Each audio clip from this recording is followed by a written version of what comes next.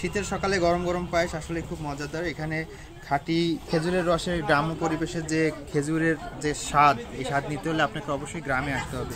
আমরা পাঠিয়েছিলাম প্রায় 1 জনের মতো নাস্তা, এখন এই অবস্থায় আছে। তো আপনারা অনেকে হয়তো খাঁটি খেজুরের রস খুঁজেন, তা খোঁজার জন্য আপনারা অবশ্যই গ্রামে যাবেন।